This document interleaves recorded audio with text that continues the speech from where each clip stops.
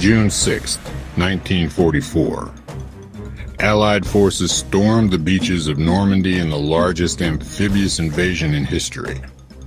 But what most don't know is that just a few miles inland, a tiny bridge nearly unraveled the entire operation.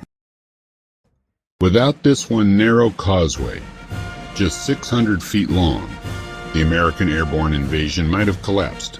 The fight, brutal. The stakes, everything. On the night before D-Day, thousands of American paratroopers from the 82nd Airborne Division were dropped behind enemy lines.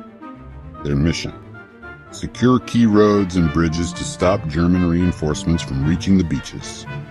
One of the most critical objectives was the tiny stone bridge at La Fière, crossing the flooded Medera River.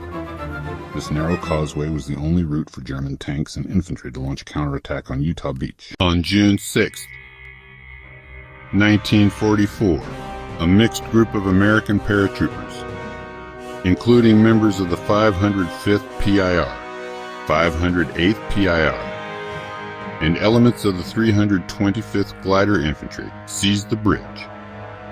But the victory was short-lived. German forces launched relentless counterattacks. Tanks, mortars, and machine guns rained down on the outnumbered Americans. At one point, troops were fighting from foxholes dug into the muddy ditches along the road. For 3 days, control of the bridge seesawed back and forth.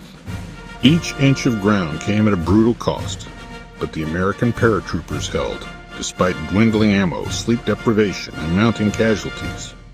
A counterattack led by Lieutenant John Red Dog Dolan and Lieutenant Colonel Charles Timmis pushed the Germans back once more.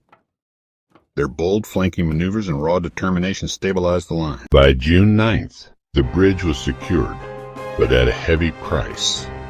Nearly 250 American lives were lost. Many never made it past that 600-foot stretch of hell. The fight for La Fière was some of the worst combat I ever saw. Thanks to the stand at La Fière, the Germans were delayed long enough for reinforcements to land at Utah Beach and push inland.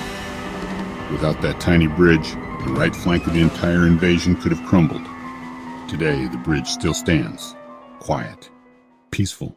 But once, it was the hinge on which D-Day turned. History remembers the beaches, but it's the hidden battles, like La Fière, that saved the invasion.